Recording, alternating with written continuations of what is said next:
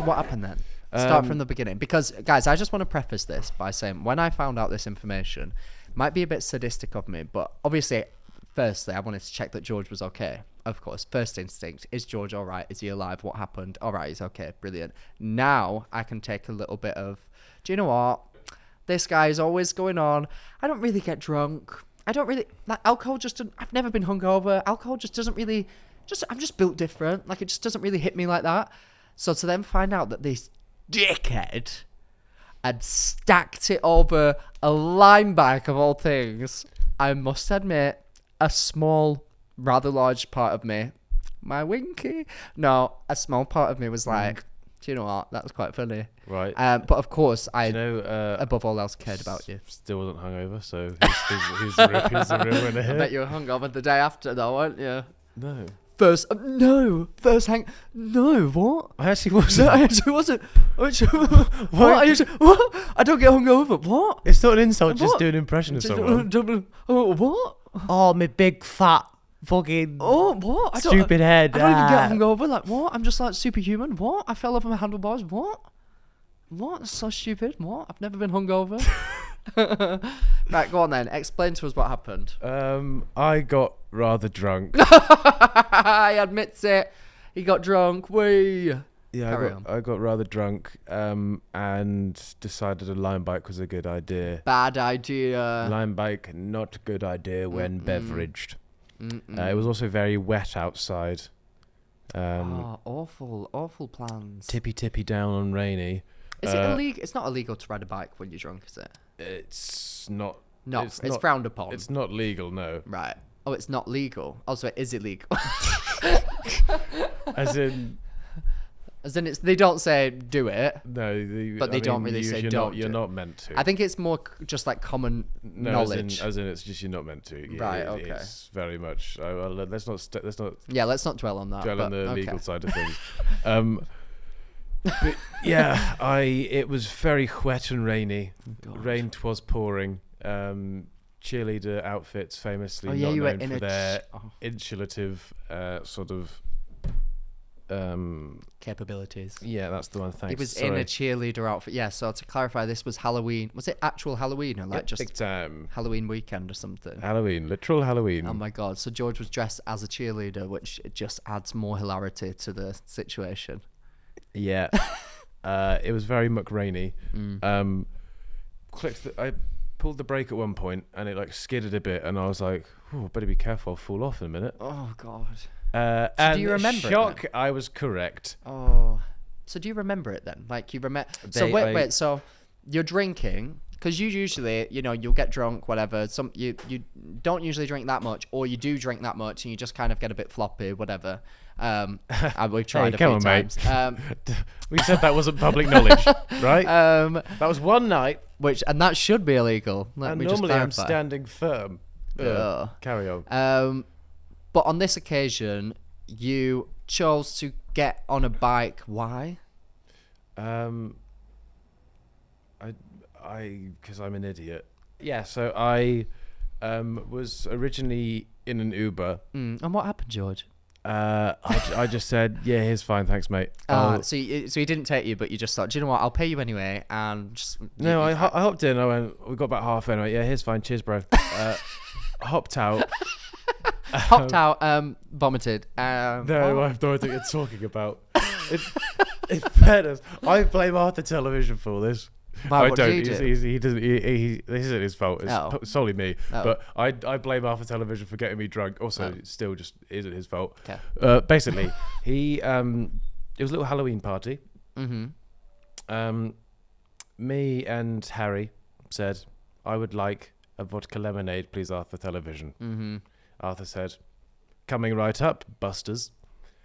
Came over with what he later informed me was a triple vodka and lemonade. Legend. Fucking legend. But me and Harry both took a sip, went, oh, that's pretty strong. Odds.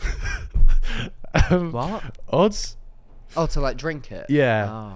Well, no, I didn't say odds. Harry said odds. And I said, Como, why would I do that, silly boy? All right, 1 to 4. I said mine. Didn't get it. he said his 1 to 3 because we reversed it. Also didn't get it. We both just took another sip and then went, let's just do it anyway. Both just necked it. As soon as we finished it, Arthur McTelevision says, everybody, we're playing a game of Arrogance. Have you played Arrogance before? No, I don't know what that Well, is. he plays it day to day. But there's actually a game called Arrogance. And it's basically there's a Your cup. mum's actually a lovely There's a cup lady, that gets yeah. handed around, Mm. left to left to left. Before it's red or black. Cards get put out.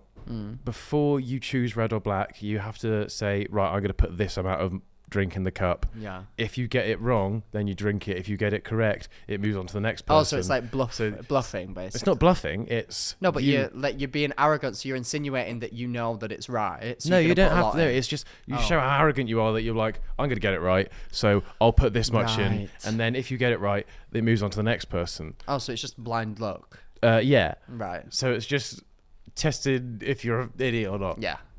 So a few people had. I think And it was the like survey said. So I think it was 2 people before Harry had it, and then again I don't know why. This was just again stupid. He was like, "Oh, I'm gonna do like 2 shots of vodka and then maybe a little bit of like lemonade or whatever," and then he got it wrong. Got it right, sorry. So it went to me, and I went, "Oh, 1 up. I'll do 3 shots of vodka." And I got a bit low. Oh, boys And will be then- boys. And then Can't keep evidently them got it down. wrong. And this was obviously after we just finished our first drink. Well, not first drink, finished the drink from I've just previously mentioned, and it all went a little bit too quickly into the system. God. So basically, what you're telling me is you went to like a year 9 house party and drank probably what like some 16-year-old Geordie lass would drink on any casual Saturday, and you broke your face. Well, I'd like to say before I got on the line bike, I wasn't completely like just non-functional. I'd thrown most of it because it was all just in my system. Yeah. Like immediately, I'd just thrown most of it up anyway. So I can remember the majority of the line bike. Yeah.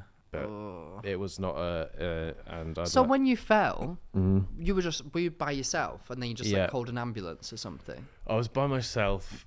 I remember That's so scary. Thank God you were all right. Skidding and sort of, you don't just let go, do you? You're like, I'll try and get it together. Steer but it, obviously, the line bikes are so heavy that there's no real, once it's skidded off, there's no getting back to it. So I was going down like that, and then my arms obviously weren't in the way to take the fall, so it was just face. Jesus Christ! Well, thank God that's all that happened to you. I have got quite a funny story from it. Oh, go on. So first off, I'd like to say, well, this isn't first off. This is just halfway through. But halfway through, I'd like to say, don't get on a line bike when you're drunk. Silly behaviour. Yep. Because it could end up worse. It could. You were lucky. Yeah, mother, father, I know you're disappointed. Yep. I'm sorry. We I all love are. you both. Yeah. Won't happen again. Hence why I've got this helmet on. Yep. He's gonna have it on every day, no matter whether he's on a bike or not. Yeah, helmet stays on. Yep. No, don't try and make a joke. Just carry on with your story. I saw your brain. I saw your brain ticking over. I was like, no, we don't have time. I got a message from. I'm going to find this. It's so good. It's very good. I want. Okay. Bear with. I don't know what he's about to say, by the way, so I'm You'll very enjoy intrigued. this. It's a nice helmet, by the way.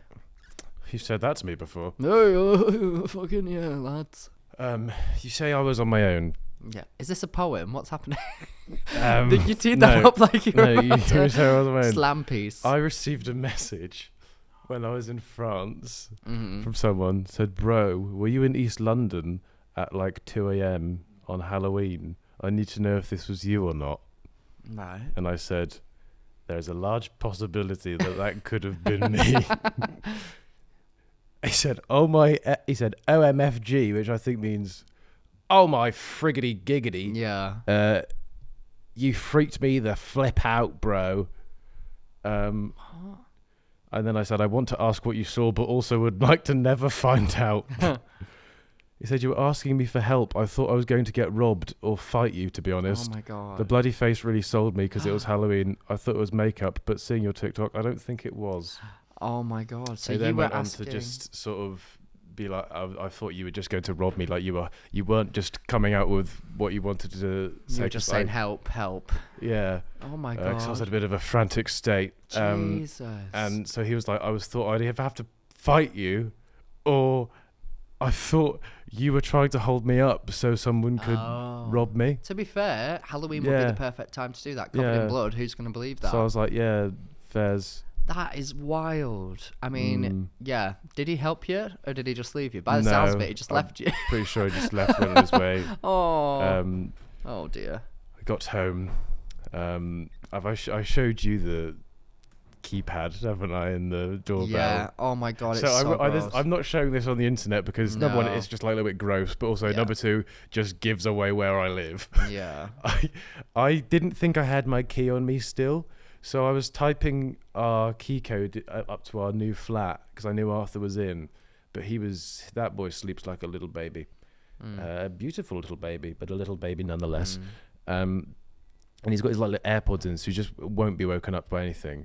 And I was just there typing the same code in over and over again, and you can see when we were there the next morning, you can see just bloody fingerprint marks over the code that I was typing in. That's so gross. So was anybody awake when you? So you navigated your way back to your flat on foot. Yeah. And then woke up. Who? Chris? Well, I thought because I didn't feel my keys where I thought they were because cheerleading pockets are non-existent.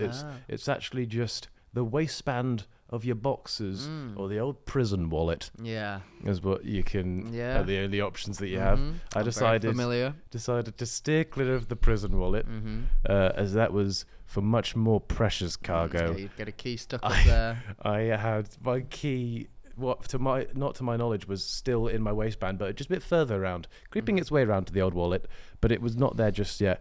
So I went to the concierge and I was like, guys, you're gonna have to help me out. I don't think I've got my key. Can you help me in? They obviously can't just let a random man in. No, covered in blood. So they were asking all these questions, and they were like, "Do you not have your key?" And I was like, "I've lost it. I'm not sure where. I fell off a bike." And they go, "You fell off a bike?" And I was like, "Yeah."